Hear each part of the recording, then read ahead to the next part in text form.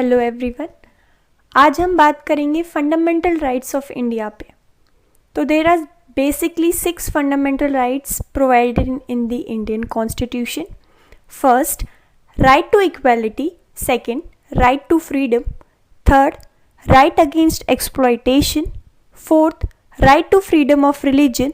Fifth, cultural and educational rights. Sixth, rights to constitutional remedies. तो अब हम basically बात करेंगे राइट टू फ्रीडम पे, जो कि डील करता है आर्टिकल 19 से आर्टिकल 22।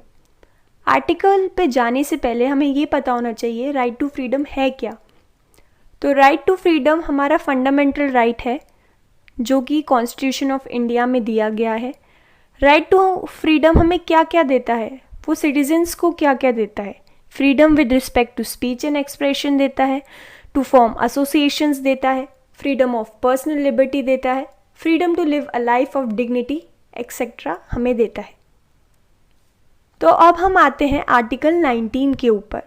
आर्टिकल 19 हमें गारंटीज करता है 6 rights to all the citizens.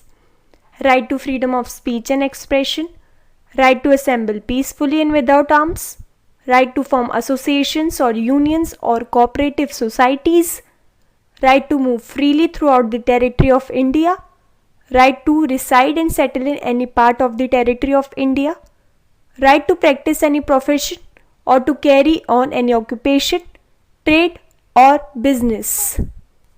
Article 19 का एक फेमस केस लॉ है जो कि है A Abbas versus union of India, जो कि आया था 1971 में, जिसमें इशू था prior censorship of films under 19(2), जो कि सिनेमेटोग्राफिक एक्ट के अंदर बोला गया है कि फिल्म्स 2 कैटेगरीज में डिवाइड होती है, U films for unrestricted exhibition and A films that can be shown to adults only. तो पेटिशनर की फिल्म रिफ्यूज हो गई थी यू सर्टिफिकेट पे, और उसके बाद उसने चैलेंज की थी उसकी वैलिडिटी कोर्ट के अंदर, that censorship is violative of his fundamental right of freedom of speech and expression। उसके बाद कोर्ट ने ये हेल्ड किया था that pre-censorship and classification of films between U and A was held to be valid and was justified under Article 19 subclause 2 of the Constitution, and after that उनकी film screen पे release हुई थी। अब बात करते हैं हम आर्टिकल 20 की, जो कि बोलता है protection in respect of conviction for offences. तो पहला पॉइंट है no ex post facto law. अगर किसी क्रिमिनल को हमें सज़ा देनी है तो हम उसे करंट लॉ पे देंगे, जो बीता हुआ लॉ है उस पे नहीं। दूसरी चीज़, नो डबल जियोपार्डियो। अगर किसी पर्सन को किसी चीज़ की सज़ा एक बार मिल गई है तो उसको उसी चीज़ पे वापस कन्विक्ट नहीं कर सकते, 2 बार नहीं किया जाएगा। Third, no self incrimination.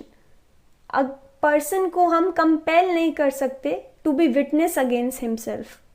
इसका केस लॉ है Manu Sharma versus state, that is NCT of Delhi, 2010 का केस है। इसमें बोला गया था कि पर्सन पनिश नहीं किया जाएगा 2 बार सेम ऑफेंस के लिए, और वो कंपेल भी नहीं है to be witness against himself. आगे बढ़ते हैं। अब हम बात करेंगे आर्टिकल 21 की। आर्टिकल 21 हमें गारंटी करता है लाइफ और personal liberty to all person.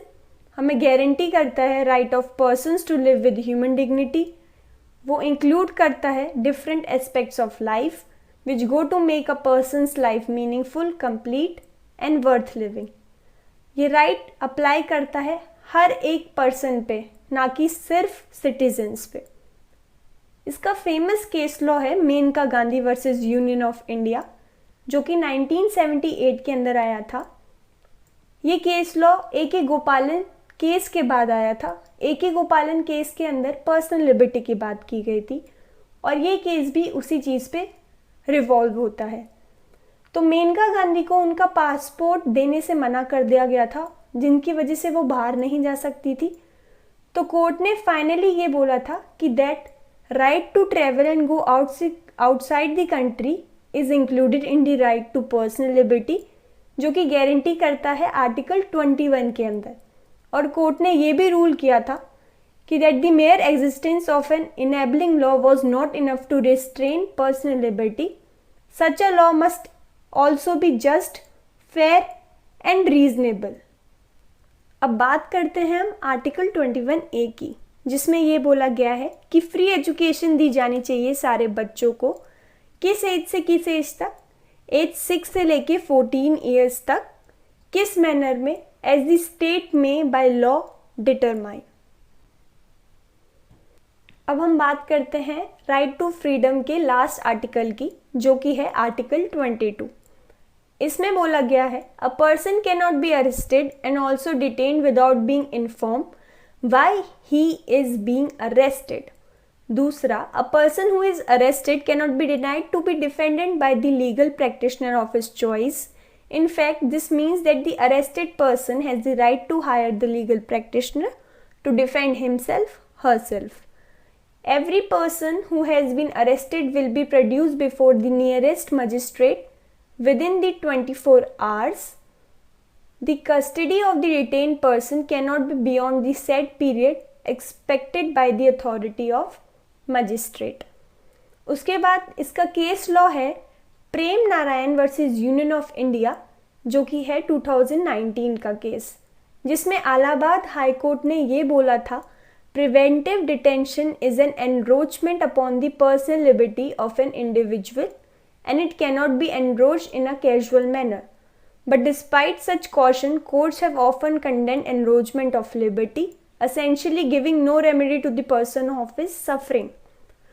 तो इस केस में प्रेम नारायण को उनका मनपसंद लीगल प्रैक्टिशनर नहीं दिया जा रहा था। तो इस केस में यही बोला था कि आर्टिकल 22 के तहत ये गिवन है कि अगर कोई पर्सन कस्टडी में है तो उसको उसका मनपसंद लीगल प्रैक्टिशनर दिया जाना चाहिए, क्योंकि वो उसका राइट है according to article 22। I hope आपको अच्छा लगा हो। Thank you so much.